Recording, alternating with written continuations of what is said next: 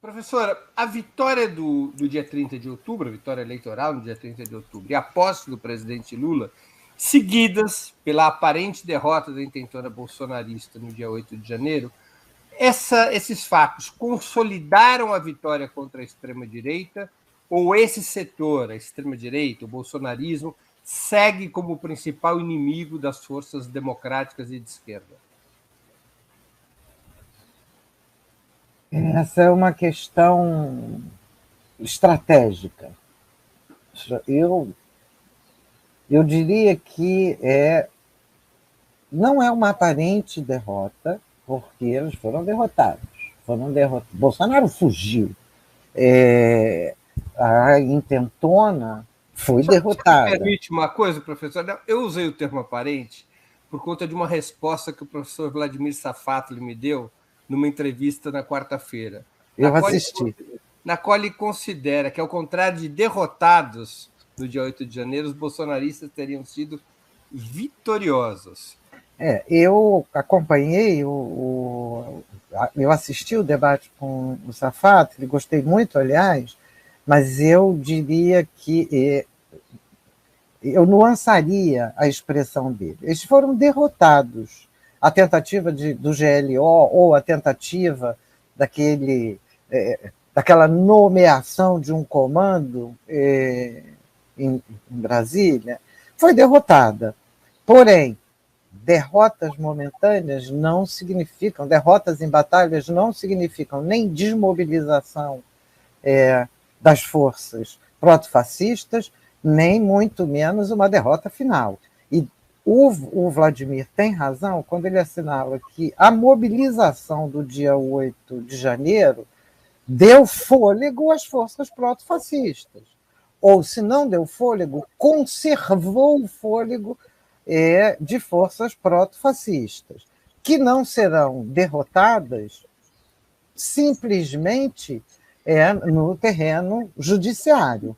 É preciso, uma definição claríssima do governo Lula de não conceder anistia a esses, de não retomar o processo da anistia clássico, que passou pano na atuação torturadora do Estado brasileiro, porque foi isso que se fez, e, novamente, não se pode anistiar, e isso foi uma exigência da posse, não se pode anistiar aqueles que claramente pregam um golpe de Estado, mas não é um golpe de Estado, não tem nada de revolucionário, embora alguns daqueles ali se acreditem assim.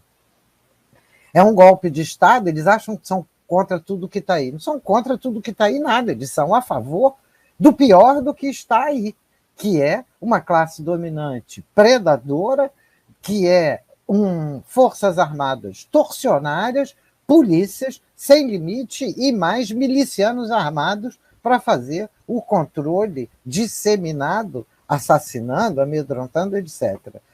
Uma política protofascista não é uma política de ódio, e nisso eu discordo muitíssimo da grande imprensa. É uma política de morte. É importante que fique claro que o objetivo do fascismo não é o ódio. O objetivo do fascismo é a naturalização da morte, é a naturalização do terror, é a exterminação do outro. Nós estamos vendo agora com os Yanomamis, sem nenhum problema de consciência, burocraticamente, exterminando os Yanomamis lá em Roraima. Então, essa é uma questão que não é uma questão menor.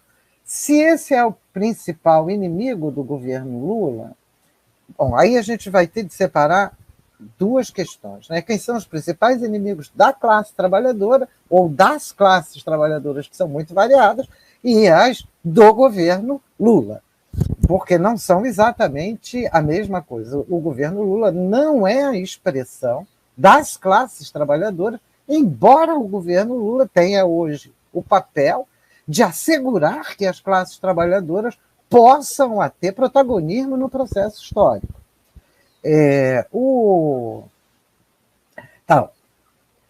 O governo Lula tem, de fato, os mesmos adversários que a classe trabalhadora.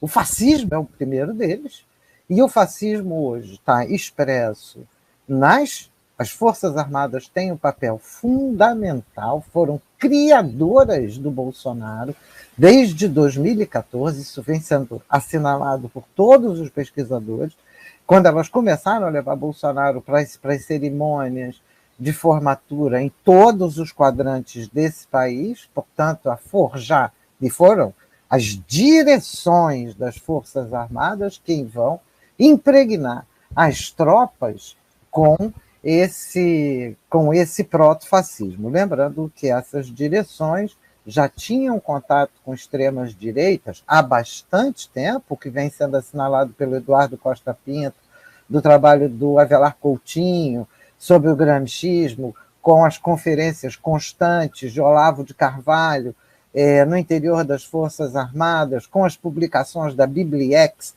que é a Biblioteca do Exército, e que é especialmente dedicada à formação política das Forças Armadas, no sentido de um anticomunismo, de uma brutalidade e de na verdade, o que eles chamam de anticomunismo não é anticomunismo, é antidemocracia, antiprotagonismo popular em qualquer circunstância.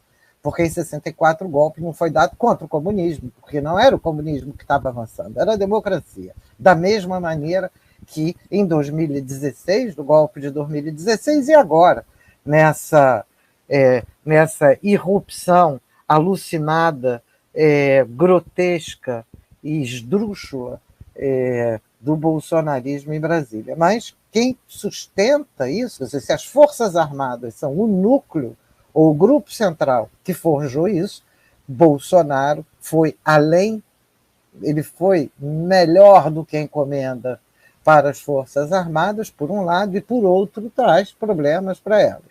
Foi melhor do que a encomenda porque ele se tornou, ele galvanizou um movimento popular, coisa que as Forças Armadas jamais quiseram fazer, historicamente no Brasil. As Forças Armadas, historicamente no Brasil, são ditatoriais, censórias, torcionárias, mas raramente mobilizadoras, e o que o Bolsonaro trouxe foi essa mobilização proto-fascista, que foi além daquilo que era esperado. Por um lado, isso permitiu consolidar e avançar as posições das Forças Armadas. Por outro lado, trouxe um elemento que nem mesmo as Forças Armadas conseguem controlar, ainda que elas estejam apoiando. Bom, então, portanto, tem, inclusive, alguns que consideram que, e que de alguma maneira reforçam a hipótese do Safatli, mas são discussões ainda muito precoces, de que o 8 de janeiro era uma maneira das Forças Armadas se livrarem do Bolsonaro. E que, nesse sentido, foi vitorioso, porque se aparta digamos assim, do protagonismo imediato, mas deixa se queimar a família Bolsonaro. Bom, essas são questões que a gente ainda vai precisar estudar mais tempo, são interpretações que vêm de analistas do terreno militar.